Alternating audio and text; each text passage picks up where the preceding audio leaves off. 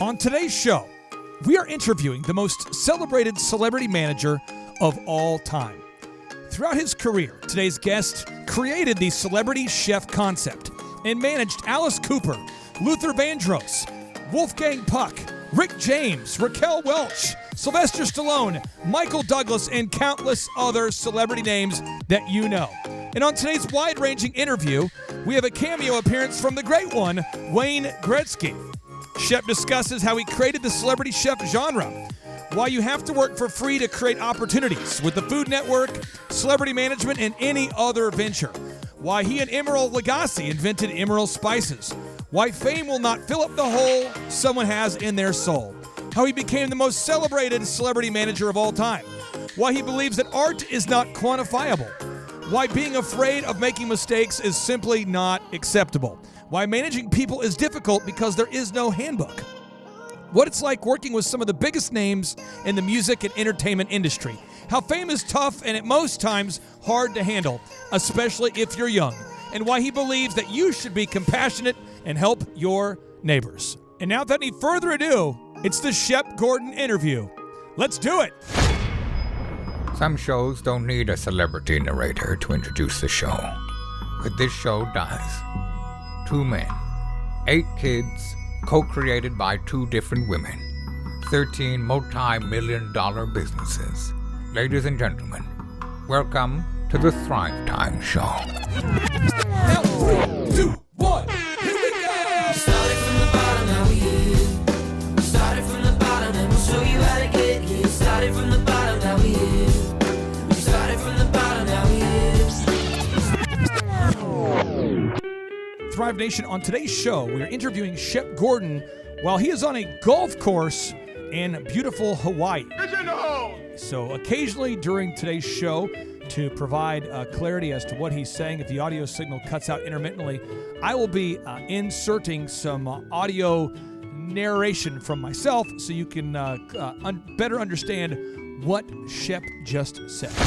Shep Gordon, welcome on to the Thrivetime Show. How are you, sir? Aloha from Maui. A beautiful day here and very excited to be on your show. Shep, you now live in Hawaii. You now can count former clients as Raquel Welch and Kenny Loggins and Blondie and Rick James and Alice Cooper. But I'd love to start off at the very, very bottom. What prompted you to at the very beginning? What prompted you to move from New York to L.A.? I moved out for a job in Los Angeles, and it was in the late 60s when every hippie, and I was a hippie in America, wanted to be in California. There was that very famous song, Wear a Flower in Your Hair, come to San Francisco and wear a flower in your hair. I had the flower, and I ended up in L.A. Okay, so you caught the fever. You had this vision to move out to L.A. You followed the job out there. How did you go from your first job to landing your first client? My first job lasted a day. It was at Los Padrinos Juvenile Hall. That's the Los Padrinos Juvenile Hall. Back to the interview. And I had very long hair, and in those days they didn't really like that in California. They probably wouldn't have liked it more if they knew that I was a pharmaceutical dealer working in their jail. Shep Gordon was a pharmaceutical dealer, a.k.a. a drug dealer, working in a juvenile hall.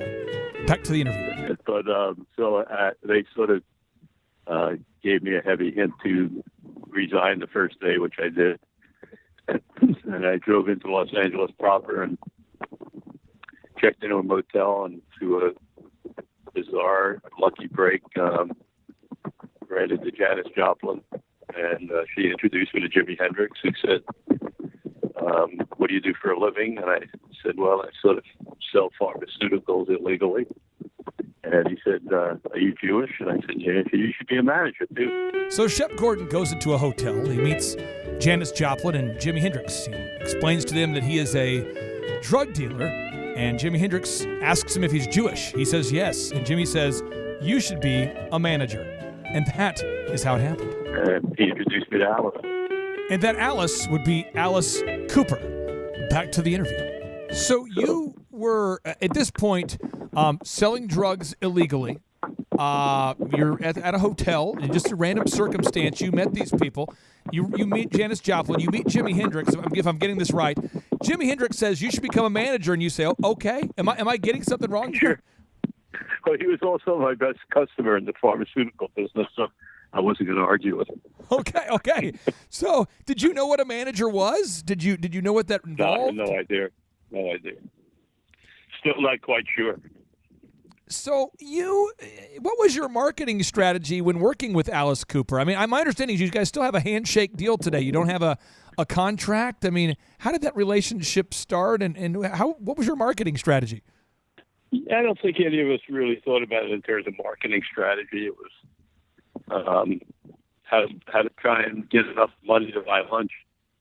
And we realized pretty early on that his music was at least at that point very obscure and not really something that radio was going to play. So that wasn't a path for us.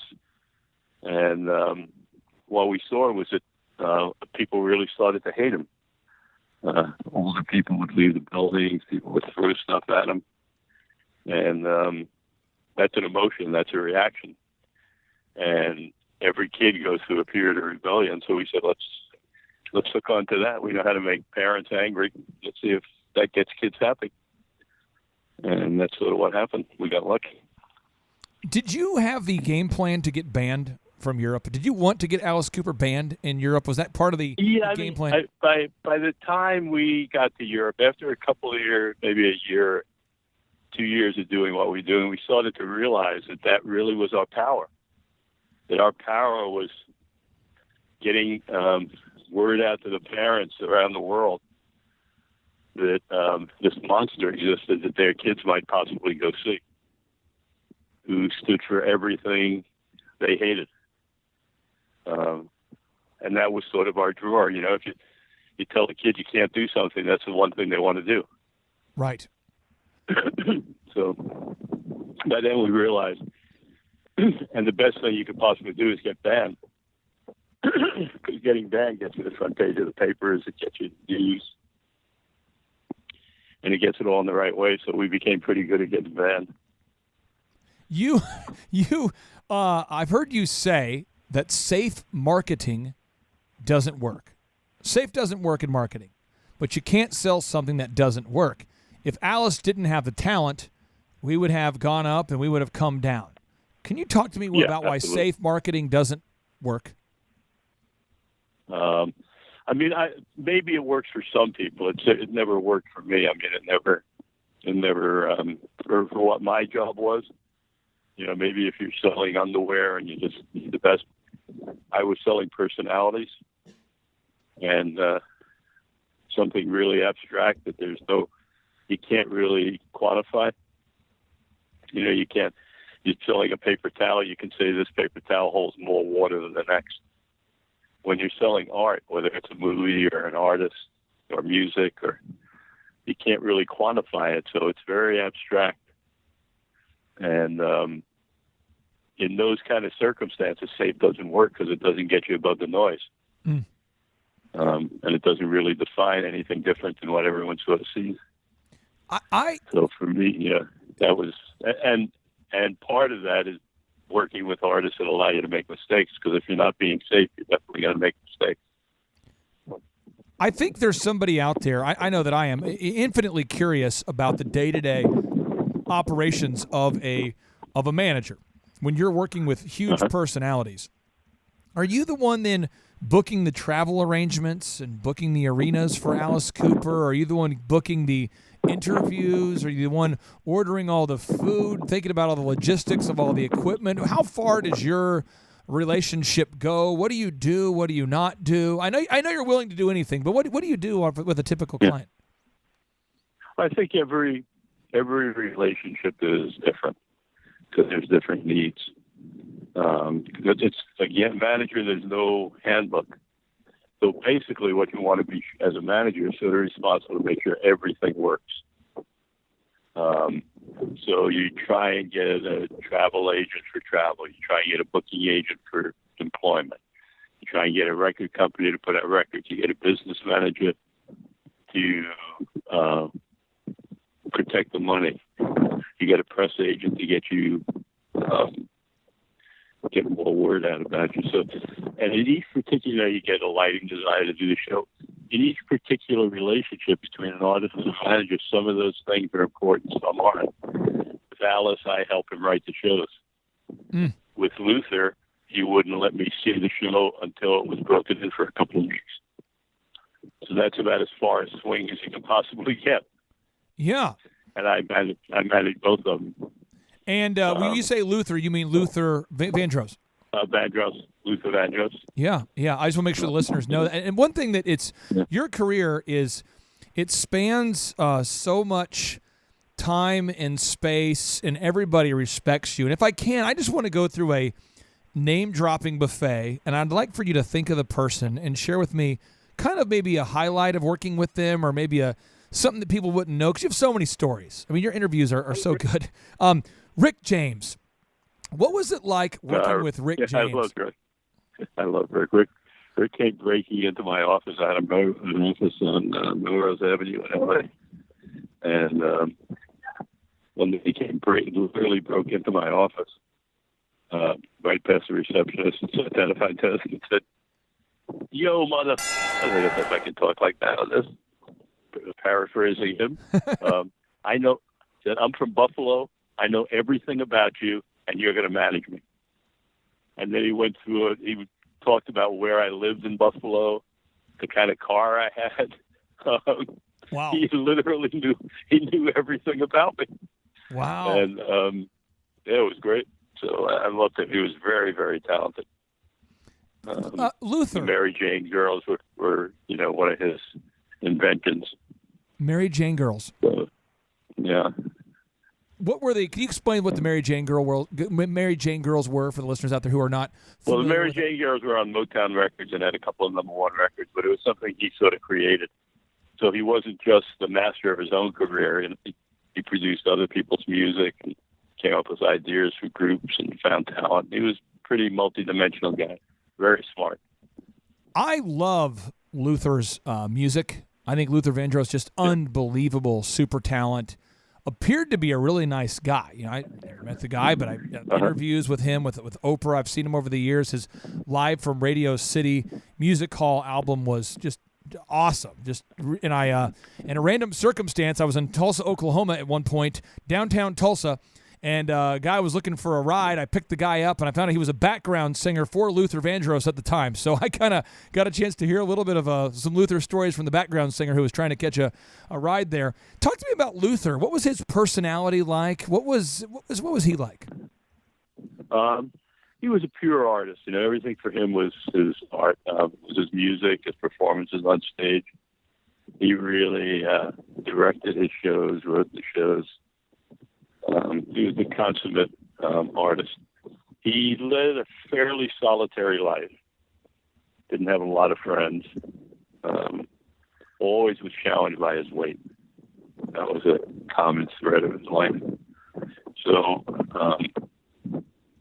I would put him more in the not tortured artist, but not ecstatic artist. He was always worried about something. But not psychotic, not neurotic, not suicide, none of those things.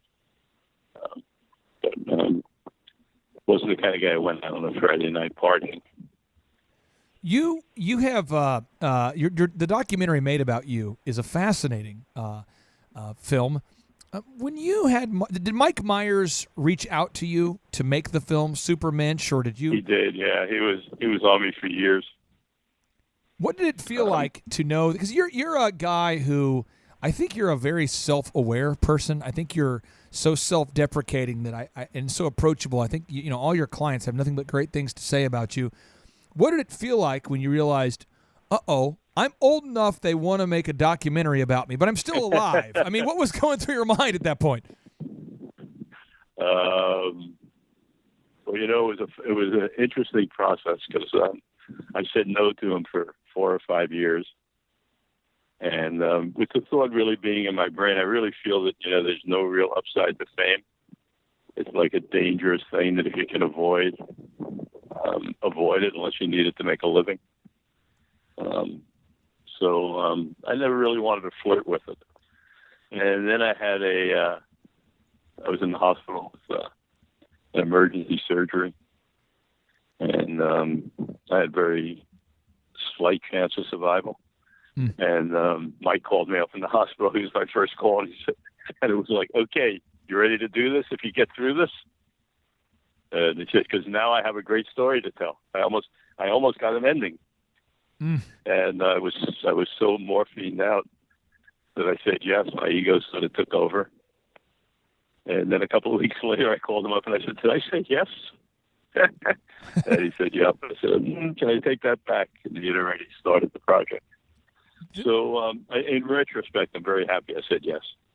The movie is very well done.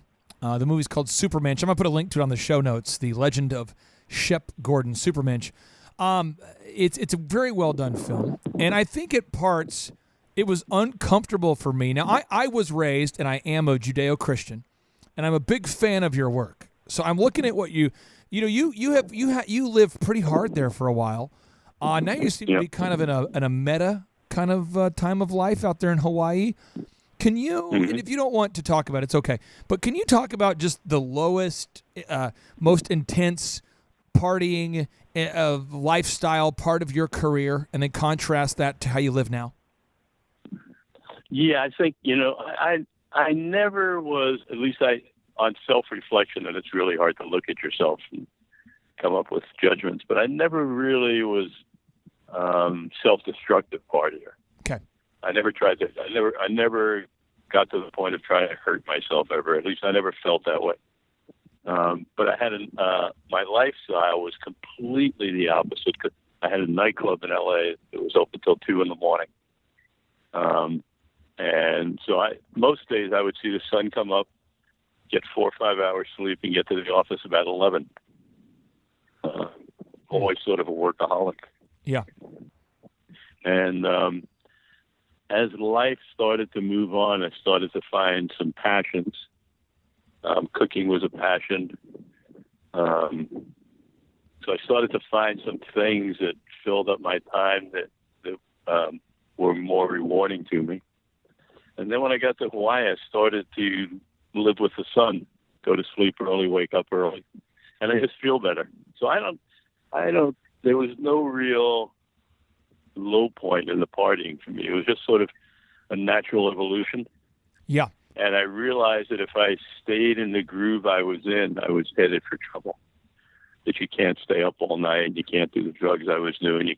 You can't drink as much. You can't, all those things. You just, if all you have to do is look around and you see you can't do it forever, unless you want to. Can you share with the listener? This is something that I think a lot of listeners want to know. I know I do. I know I didn't expect you, Shep, to do a lot of research on me, but previous to doing this podcast, I'm a father of 5, and my wife and we started our first business together called DJConnection.com, and before I sold it, it was America's largest wedding entertainment company. So we did 4,000 weddings a year. So I would listen. I'd play Rick James. I'd play Blondie. I would play Luther Vandross. So it all kind of led back to you. You know what I mean? So it's like I always kind of knew of you, but didn't know who you were. So this is a real, pinch myself moment here. A lot of the great artists die young. Yeah, why? What is the deal? What's going on? Fame is tough. Fame is tough. I think it's tough in the ones who are driven towards it usually are looking for some type of outside source to tell them they're great. There's some hole inside them that drives them to take the kind of abuse you have to take to get famous. Because there's no such thing as overnight success. Everybody's been beat up for years. And then I think once you get there, it doesn't fill up that hole. Doesn't that you can have 100,000 people applauding if you look in the mirror and think you're a rotten, miserable person. They can all applaud, you're still a rotten, miserable person to you. And that's when the drugs and stuff start to come in, not to get you happy, but to fill up the hole. And a lot of people, overdo it or just don't have a desire to go on anymore. So it's not uncommon in the world of fame. I think it's whether it's stockbrokers, musicians, film stars, athletes. You see these people really hurting themselves that want to get really famous. Michael Douglas and Sylvester Stallone have really, really good things to say about you. And I am an obsessive compulsive. I have a problem. I love Sylvester Stallone, love his movies. I've seen Rocky IV so many times that no matter how many times I've bought the VHS or the DVD, I still owe him more money. I mean, that guy, I love Sylvester Stallone. Well, here we go. It's so bad. It's so bad. It's so bad. What is your relationship with Sylvester Stallone? I don't see him much anymore. When I was living in L.A., and we were both bachelors, we spent a lot of time together. Our relationship started when I got a phone call at my office, and the girl said Sylvester Stallone on the phone, and this was right at the height of Rocky and everything. I said, "Come on, you're kidding?" She said, "No, it's Sylvester Stallone." So I pick up the phone. It was Sylvester Stallone, and he had bought the rights to My Life Story, and he was planning to make a movie playing me. Really? Yeah. So how does that work? At lunch, so he could study me. It was a book called $1 Billion Babies by Bob Greene. And he had bought the rights to it. He never made the movie, but that was how we met. And we found that we had a lot of stuff in common. I was a good cook. He loved food. We both had an attraction to beautiful women. And it all sort of worked. So we spent a lot of time together, and we were both in the film world, so we go to Cannes together. I can't. We had a great relationship. I can't ask you on a podcast where 500,000 people are listening to name your favorite artist you worked with, but could you maybe think back on some of the artists or talent you worked with where you go, that was a special relationship that you guys had, or you have? Can you reflect back on that and say, here's a couple people that I really connected? Alice. I would say Alice and Teddy. Okay. Those are the two that I would say. What makes that relationship with Alice so special? We were the first, and we've been together 50 years now, and it's sort of like we're beyond family. We've never had a fight. We've never raised our voices at each other. It's just been a beautiful relationship, and it's sort of worked. I'm sure working helps the relationship. Now, Teddy Pendergrass is a legendary R&B vocalist. Why did you hit it off so well with him? I always loved his music, loved what he did, and we just hit it off. We had, again, the same kind of thing. We had a love for life. We both were partiers. We both had plenty of women in the world. Great. Yes, there are.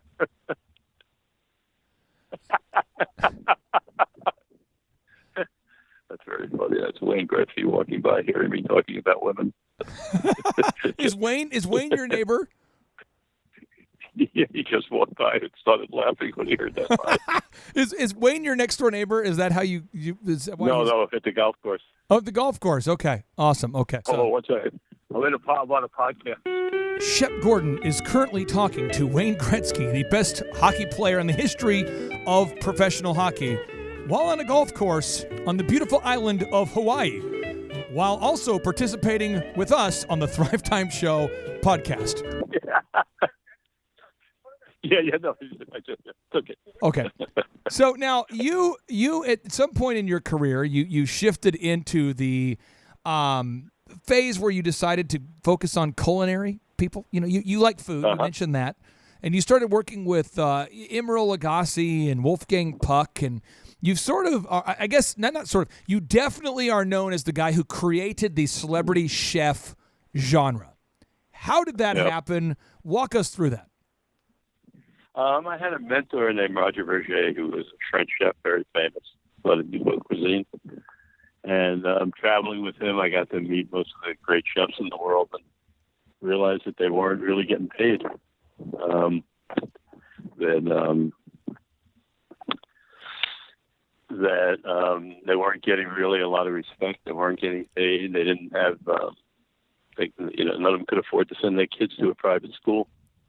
And I sort of felt like I had the skill set to help them. And they trusted me, and off we went. And we got lucky. We got the Food Network on the air, which really is what launched it all. How did you get the Food Network going? What was your role? What was your role in launching the Food Network? I had an acquaintance named Reese Schoenfeld who had started CNN, and he was looking to start a cable channel, and he was thinking about food. And I represented most of the celebrity chefs. So I told him that I could get him free talent for a couple of years if he did the cooking channel and gave my guys jobs. And we traded one commercial. Rather than in lieu of payment, we got one commercial in each show. And that launched Emerald Spices. That was what we invented, Emerald Spices, to put in that commercial. So it worked out well. Wolfgang Puck, Emerald Lagasse. Talk to me about Wolfgang Puck. What's your relationship like with Wolfgang? Very good. He has a restaurant here in Maui down the street from me. He comes once a year. And I actually, a couple of years ago, made him Thanksgiving dinner, which I was very proud of. Wow. Yeah. So you can cook food, too? Yeah. Oh, yeah. Pretty good. Now, Sylvester Stallone has described you as saying that you're a protector. You keep the wolf from the door. What do you do for your clients that would make Sylvester Stallone say such high praise about you? Well, I just think, I have a good stomach for trouble, and I keep them away from it. What kind of trouble do they run into that you keep them away from? It's always different stuff. And, you're in a restaurant, you can see trouble a mile away, or a paparazzi around the corner, or someone trying to do a deal with them that's got a hated past. Or you never know what it is, but, I tend to err on the side of protecting them rather than self-interest. It's really tough, when you're inside the bubble of someone like a Stallone, everybody is trying to get at him and willing to bribe you with anything they can bribe you with. Right. I have three final questions for you. We have, about 500,000 folks who listen who are, many of them are entrepreneurs. So I'd like to ask you this. How do you get paid? I'm not asking for the specific details of the specific artist, but how do you get paid when you help a guy like a Stallone or you help a guy like Wolfgang? With all the chefs, I did it pro bono because they weren't making anything. Got it. But with normal client, I take a percentage of the revenues. Okay, like a gross. That I generate. So it's anywhere from 10 to 20% of the revenues. Okay, and that's how you do it. And it's just pretty much matter of fact. You're going to go in there. You're going to make it happen. You're going to generate the revenue, and it's a percentage of the gross. Pretty simple. Shep, do you have a certain you come across as a very thoughtful person, one of the most self-deprecating, wisest people that I've interviewed. Are there certain books that you've read that have brought you to the knowledge that you're at now, or the wisdom? Do you have a certain book or two you'd recommend for our listeners? Yeah, I would say for me maybe one of the most significant was a Bill Moyer series with Joseph Campbell. Okay. The Power of the Myth. Okay. MYTH. It's available, I know, on Amazon, so I just bought it from someone. I think it's a 5-hour series. And I want to ask you, my final question for you is, you are a resilient guy. You've been through a lot of adversity. What was the biggest adversity that you have been through with your career, and how did you get through it? I don't know if I ever had a huge adversity with my career. I mean, my life, I'm a cancer survivor. I've had a couple of bad medical things. But in my career, I never really looked at it like that. And I never really looked at it as a career. I wake up in the morning, I did what I did. I've had artists that I managed that I couldn't really help, and that was disappointing for me. Someone like King Sunny Ade, who was a great Nigerian artist. and that always made me feel bad because they only have one life. I can move from one to the other. So if you're not successful with someone, you're really hurting their life. But on an overall basis, not really. Splitting up with my partner was hard. That was back in the 70s. We had been together through college. We had gotten to the point where we just felt like we couldn't do it together. Right. So that was difficult for me because then I was on my own. Shep, rather than having a partner. Our listeners are very action-oriented. Is there a certain action step you'd like our listeners to do, or you'd advise, like, hey, if you could give everybody, you're sitting down with everybody, you got 500,000 people sitting in front of you in some kind of stadium or arena, what's the advice you'd give all of our listeners? I would say be compassionate, try and help out your neighbors. I think particularly we're living in a world where there's so much hunger, which doesn't need to be. Feed your community. It's compassionate, and it'll provide safety. No one will break into your house if they're not hungry. So that's sort of my mission in the last few years, is trying to feed people. Do you have a specific website or a specific movement or cause or a specific group that you would like to direct our listeners to help join with you? Yeah, I support the food banks around the country, the local food banks, and who feed your neighbors. I think we're living in a day and age now where probably more than half of the people who get food from the food banks have jobs, raising children. So wherever we can help there. Shep, I thank you so much for taking time out of your schedule for being on the show, and I just want to say on behalf of all of our listeners, thank you so much for the work you've done and for investing your time on today's show. Thank you so much. Aloha. Thrive Nation, if you're out there today and you're going, wow, I learned a lot on today's show, but what can I do as a result of what I just learned? I'm going to give you one action step that everybody should take, and that most people, not you, I'm sure not our listeners, but other people would easily miss. Shep Gordon said that Emeril Lagasse and Wolfgang Puck and these celebrity chefs all provided content for free for a couple of years.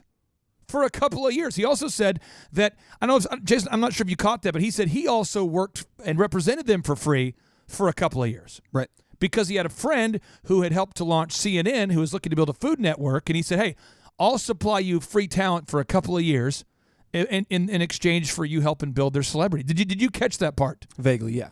That's powerful. Right. Because how many people, think about this. Wolfgang Puck was already making a lot of money. Oh, for sure. Emeril Lagasse was already making a lot of money. Yep. But they said, we're going to provide free content for a couple of years to build the relationship. And throughout his entire career, he represented some of the biggest artists on a pro bono basis to start to build that relationship, and then he began charging them. So I would just ask you this, Thrive Nation. If you're on the outside looking in right now, you're knocking on the door of that mentorship that you're looking for. Who in your life right now, who is the mentor in your life? Who is somebody you want to spend a little more time with, who has the potential to help you to create those connections that you need? Who is that person? Write that person's name down, or write that business's name down, or write that job that you want down. Write it down and think about, am I willing to work for free for a couple of years? Because that is how Steven Spielberg got started. That is how Andrew Carnegie got started. That would be how Puff Daddy got started as an intern. I could just go on and on listing examples of this, but this is how you get started. This is how John D. Rockefeller got started. But so many people are out there looking for their dream job or their dream opportunity, and you've never been on TV. You've never been on a TV show before. Yeah, these guys were great celebrity chefs, right? They were great chefs, but they had never been on a TV show before.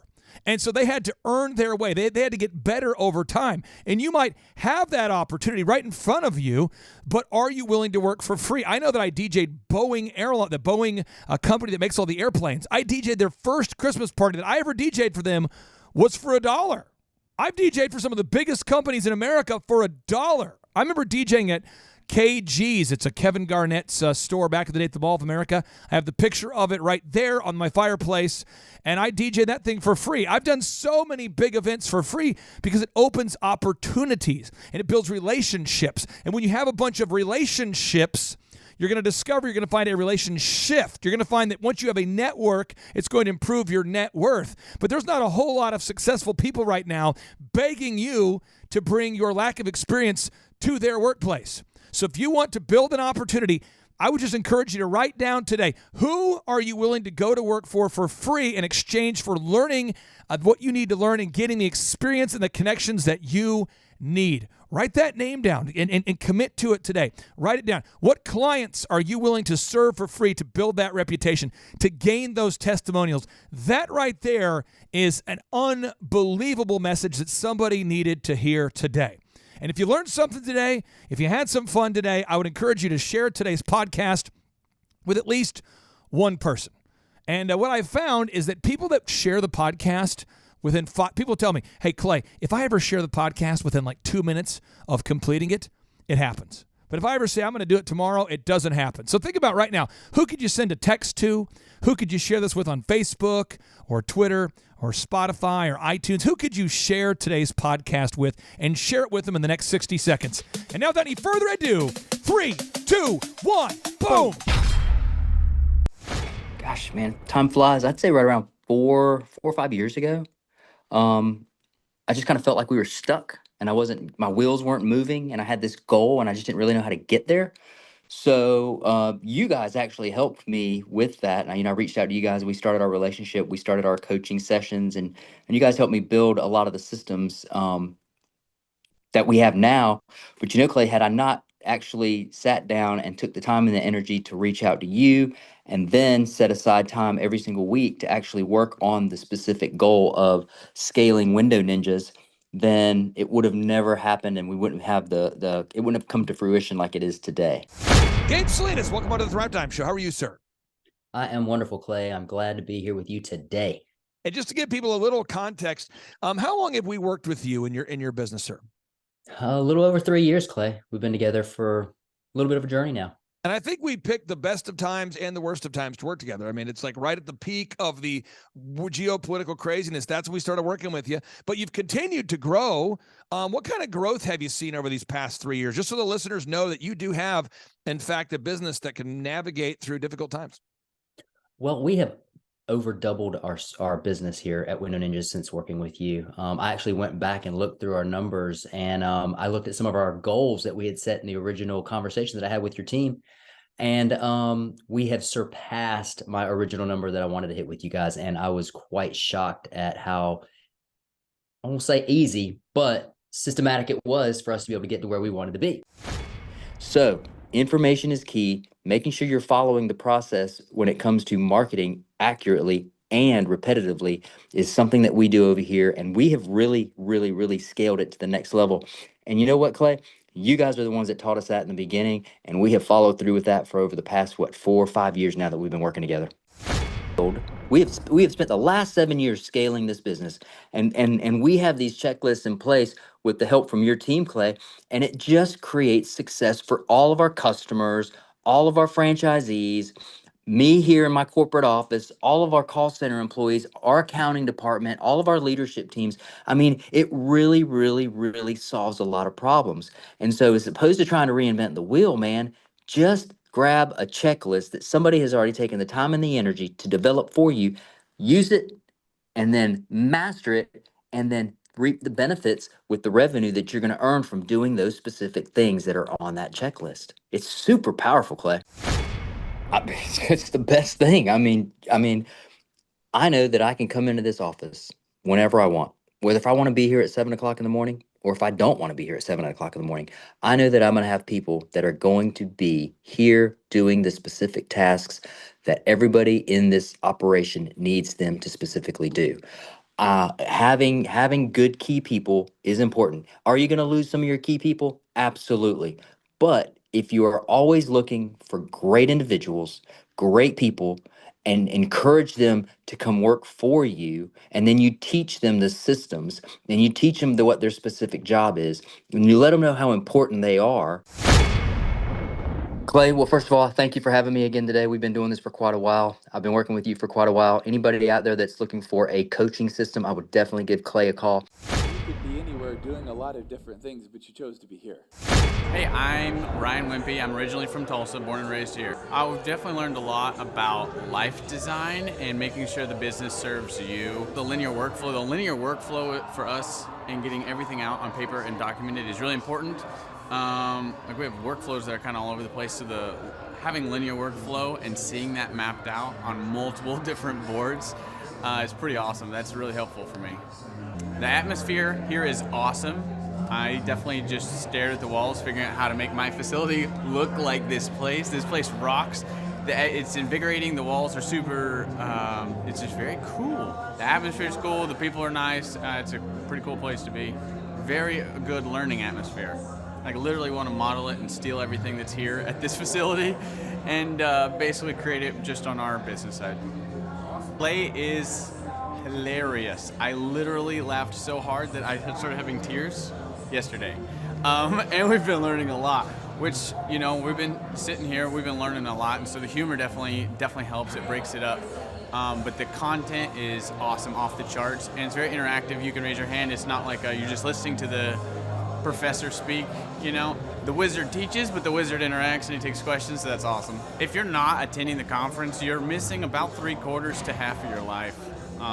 You're definitely, it's probably worth a couple $1,000s. So you're missing the thought process of someone that's already started like 9 profitable businesses. So not only is it a lot of good information, but just getting in the thought process of Clay Clark or Dr. Zellner or any of the other coaches, getting in the thought process of how they're starting all these businesses, to me, just that is priceless. That's money. Well, we're definitely not getting upsold here. My wife and I have attended conferences where where it was great information and then they upsold us like half the conference, and I don't want to like bang my head into a wall, and she's like banging her head into the chair in front of her. Like, it's good information, but we're like, oh my gosh, I want to strangle you. Shut up and go with the presentation that we paid for. And that's not here. There's no upsells or anything, so that's awesome. I hate that. It makes me angry. So glad that's not happening. So the cost of this conference is quite a bit cheaper than business college. I went to a small private liberal arts college and got a degree in business.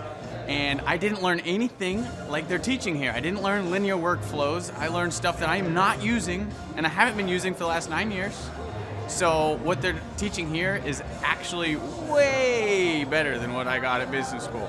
And I went what was actually ranked as a very good business school. I would definitely recommend that people would check out the Thrive 15 conference. The information that you're going to get is just very, very beneficial, and the mindset that you're going to get, that you're going to leave with, is just absolutely worth the price of a little bit of money and a few days worth of your time. I'm Rachel with Tip Top Canine, and we just want to give a huge thank you to Clay and Vanessa Clark.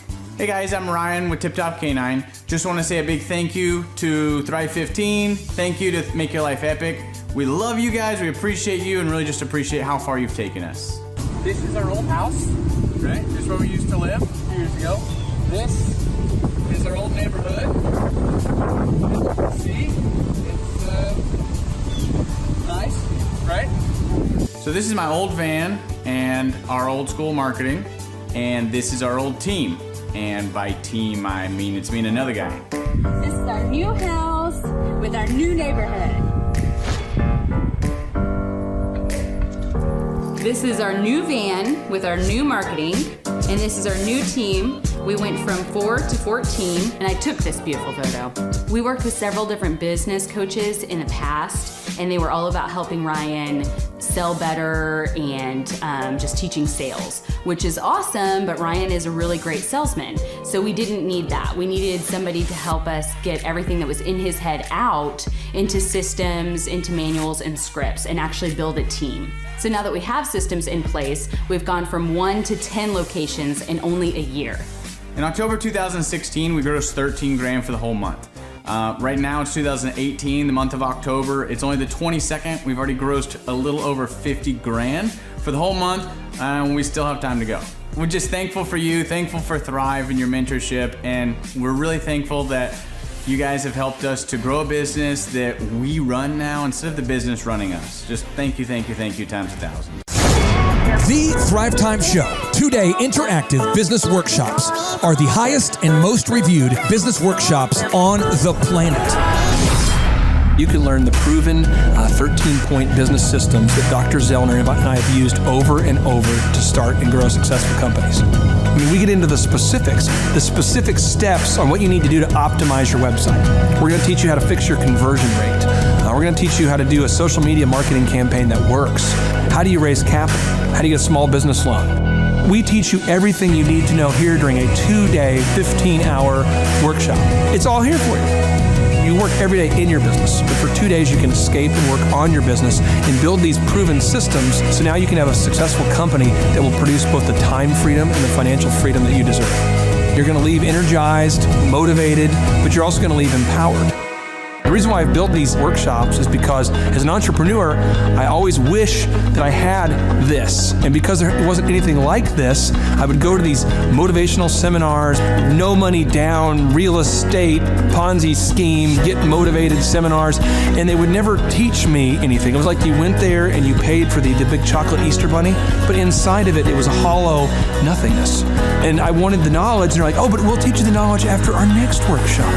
And the great thing is we have nothing to upsell. At every workshop, we teach you what you need to know. There's no one in the back of the room trying to sell you some next big get-rich-quick, walk-on-hot coals product. It's literally, we teach you the brass tacks, the specific stuff that you need to know to learn how to start and grow a business. And I encourage you to not believe what I'm saying, and I want you to Google the Z66 auto auction. I want you to Google elephant in the room. Look at Robert Zellner and Associates. Look them up and say, are they successful because they're geniuses, or are they successful because they have a proven system? When you do that research, you will discover that the same systems that we use in our own business can be used in your business. Come to Tulsa, book a ticket, and I guarantee you it's going to be the best business workshop ever, and we'll even give you your money back if you don't love it. We've built this facility for you, and we're excited to see you. All right. And now, ladies and gentlemen, I'm going to bring up my good friend Ryan Wimpy, and his dog Odin. This dog has the ability to eat me, so I'm sort of concerned. I'll pass the mic to you, and Odin, you can have your own mic if you want, whatever you want, Odin. Okay, I'm a little bit afraid of Odin. Hi, I'm Ryan Wimpy. And I'm Rachel Wimpy, and the name of our business is Tip Top Canine. Our business is a dog training business. We help people with behavioral issues and teach their dog how to listen. When I was learning to become a dog trainer, we didn't learn anything about internet marketing or advertising or anything at all. Just dog training. And that's what's so great about working with Clay and his team, because they do it all for us. So that we can focus on our passion, and that's training dogs. Clay and his team here, they're so enthusiastic. Their energy is off the charts. Never a dull moment here at Thrive. We've been working with Clay and his team for the last 5 months, 2 of which have been our biggest months ever. 1, our biggest gross by 35%. Clay's helped us make anything from brochures to stickers, new business cards, new logos, scripts for phones, script for email, script for text message, scripting for everything. How I would describe the weekly meetings with Clay and his team are awesome. They're so effective. It's worth every minute. Things get done. We'll ask for things like different flyers, and they're done before our hour is up. So it's just awesome, extremely effective. If you don't use Clay and his team, you're probably going to be pulling your hair out, or you're going to spend half of your time trying to figure out the online marketing game and producing your own flyers and marketing materials, print materials, all the stuff like that. You're really losing a lot as far as lost productivity and lost time. Not having a professional do it, it has a real sense of urgency and that actually knows what they're doing when you already have something that's your core focus that you already know how to do. You would also be missing out with all the time and financial freedom that you would have working with Clay and his team. We would recommend Clay and his team to other business owners because they need to be working on their business, not just trying to figure out the online game, which is complex and changing daily. So no one has a marketing team too. Most people don't. They can't afford one, and their local web guy or a local person that they know probably can't do everything that a whole team and a whole floor of people can do in hours and not just weeks or months. There's a definite sense of urgency with Clay and his team. I used to have to ride other web people, really ride them to get stuff done, and stuff is done so fast here, and there's a real sense of urgency to get it done. Clay Clark is here somewhere. Where's my buddy Clay? Clay's the greatest. I met his goats today. I met his dogs. I met his chickens. I saw his compound. He's like the greatest guy. I ran from his goats, his chickens, his dogs. So this guy's like the greatest marketer you've ever seen, right? His entire life, Clay Clark, his entire life is marketing. Okay, Aaron Antis, March 6th and 7th. March 6th and 7th, guess who's coming to Tulsa, Jerusalem? Ooh, Santa Claus? No, that's March. March 6th and 7th, Oh. you're going to be joined by Robert Kiyosaki. Robert Kiyosaki. Best-selling author of Rich Dad, Poor Dad. Probably the best-selling, or one of the best-selling business authors of all time. And he's going to be joined with Eric Trump. He'll be joined by Eric Trump. So we got Eric Trump and Robert Kiyosaki in the same place.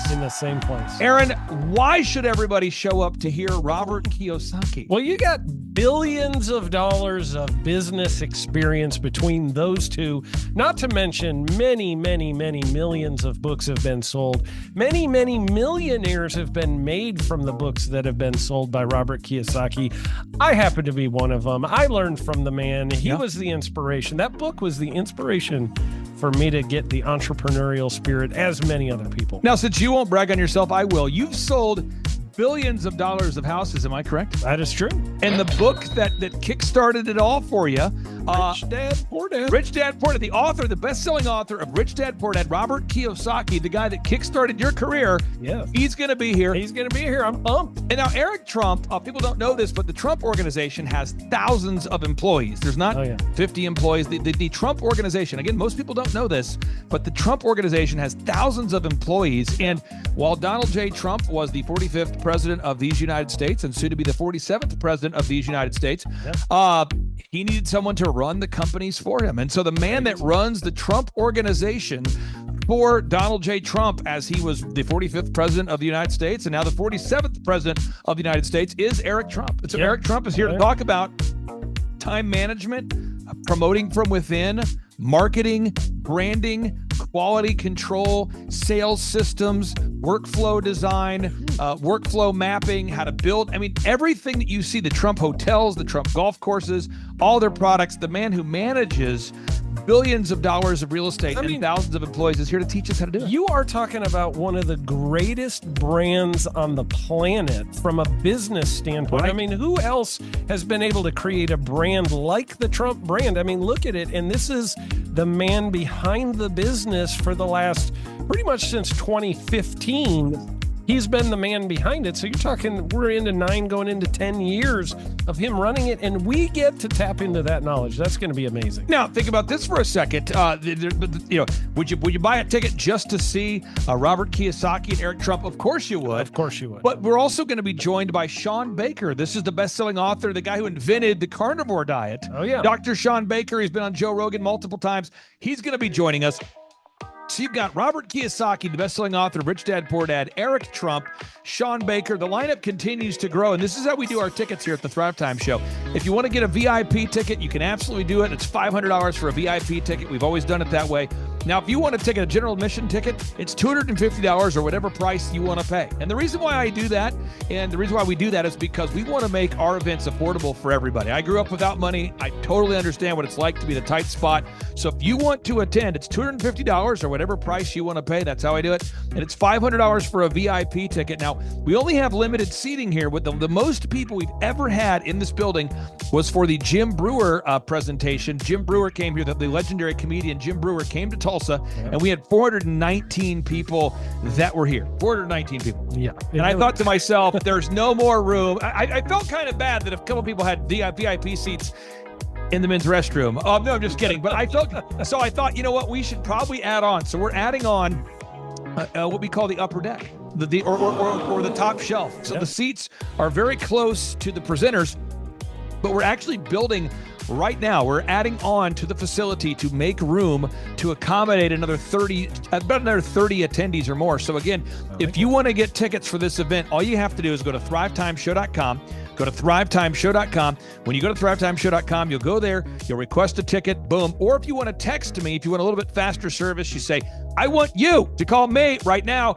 Just text my number. It's my cell phone number, my personal cell phone number. We'll keep that private between you, me, everybody. We'll keep that private. And anybody, don't share that with anybody except for everybody. That's my private cell phone number. It's 918-851-0102. 918-851-0102. I know we have a lot of Spanish-speaking people that attend these conferences, and so to be bilingually sensitive, my cell phone number is 918-851-0102. That is not actually bilingual. That's just saying Juan for a one. It's not the same thing. I think you're attacking me. Now, let's talk about this. Now, what kind of stuff will you learn at the Thrivetime Show workshop? So, Aaron, you've been to many of these over the past 7-8 years. So let's talk about it. I'll tee up the thing, and then you tell me what you're going to learn here, okay? Okay. You're going to learn marketing and branding. What are we going to learn about marketing and branding? Oh, yeah. We're going to dive into, so many people say, I got to get my brand known out there, like the Trump brand, right? You want to get that brand out there. It's like, how do I actually make people know what my business is and make it a household name? You're going to learn some intricacies of how you can do that. You're going to learn sales. So many people struggle to sell something. This just in, your business will go to hell if you can't sell. So we're going to teach you sales. We're going to teach you search engine optimization, how to come up top in the search engine results. We're going to teach you how to manage people. Aaron, you have managed, no exaggeration, hundreds of people throughout your career and thousands of contractors. And most people struggle with managing people. Why does everybody have to learn how to manage people? Well, because first of all, you either have great people or you have people who suck. And so it can be a challenge. Learning how to work with a large group of people and get everybody pulling in the same direction can be a challenge. But if you have the right systems, you have the right processes, and you're really good at selecting great ones, and we have a process we teach about how to find great people. When you start with the people who have a great attitude, they're teachable, they're driven, all of those things, then, you can get those people all pulling in the same direction. So we're going to teach you branding, marketing, sales, search engine optimization. We're going to teach you accounting. We're going to teach you personal finance, how to manage your finance. We're going to teach you time management. How do you manage your time? How do you get more done during a typical day? How do you build an organization if you're not organized? How do you do organization? How do you build an org chart? Everything that you need to know to start and grow a business will be taught during this 2-day interactive business workshop. Now, let me tell you how the format is set up here. And again, folks, this is a 2-day interactive 15. Think about this, folks. It's 2 days. Each day it starts at 7 a.m. and it goes until 5 p.m. So from 7 a.m. to 5 p.m., 2 days. It's a 2-day interactive workshop. The way we do it is we do a 30-minute teaching session, and then we break for 15 minutes for a question and answer session. So, Aaron, what kind of great stuff happens during that 15-minute question and answer session after every teaching session? I actually think it's the best part about the workshops, because here's what happens. I've been to lots of these things over the years. I've paid many thousands of dollars to go to them. And you go in there and they talk in vague generalities, and they're constantly upselling you for something, trying to get you to buy this thing or that thing or this program or this membership. And you leave not getting your very specific questions answered about your business or your employees or what you're doing on your marketing. And what's awesome about this is we literally answer every single question that any person asks, and it's very specific to what your business is. And what we do is we allow you as the attendee to write your questions on the whiteboard. And then we literally, as you mentioned, we answer every single question on the whiteboard. And then we take a 15-minute break to stretch and to make it entertaining when you're stretching. This is a true story. When you get up and stretch, you'll be greeted by mariachis. There's going to probably be alpaca here, llamas, helicopter rides, a coffee bar, a snow cone. There's just... You had a crocodile one time. That was pretty interesting. I should write that down and actually do that. Sorry for that one guy that we lost. The crocodile, we duct taped its face so that we duct taped. No, it was a baby crocodile. And it was duct tape. Duct tape around the mouth so it didn't bite anybody. But it was really cool passing that thing around and petting I should do that. We have a small petting zoo that will be assembled. It's going to be great. And then you're in the company of hundreds of entrepreneurs. So there's not a lot of people in America today. In fact, there's less than 10 million people today, according to U.S. Debt Clock, that identify as being self-employed. So if you have a country with 350 million people, that means you have less than 3% of our population that's even self-employed. So you only have 3 out of every 100 people in America that are self-employed to begin with. And when Inc. magazine reports that 96% of businesses fail by default, By default, you have a 1 out of 1,000 chance of succeeding in the game of business. But yet the average client that you and I work with, we can typically double this. And this is no hyperbole, no exaggeration. And I have thousands of testimonials to back this up. We have thousands of testimonials to back it up. But when you work with a home builder, when I work with a business owner, we can typically double the size of the company within 24 months. Yeah. Double. And you say double? Yeah, there's businesses that we have tripled. There's businesses we've grown 8x. There's so many examples you can see at thrivetimeshow.com. But again, this is the most interactive, best business workshop on the planet. This is objectively the highest rated and most reviewed business workshop on the planet. And then you add to that Robert Kiyosaki, the best-selling author of Rich Dad, Poor Dad. You add to that Eric Trump, the man that runs the Trump Organization.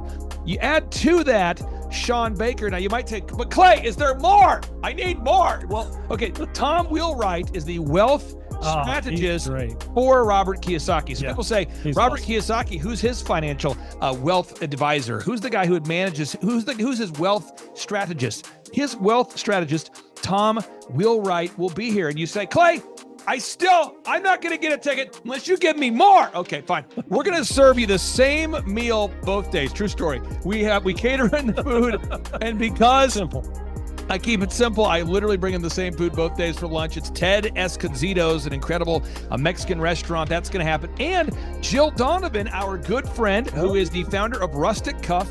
She started that company in her home, and now she sells millions of dollars of apparel and products. That's rusticcuff.com. And someone says, I want more. This is not enough. Give me more. Okay. I'm not going to mention their names right now because I'm working on it behind the scenes here.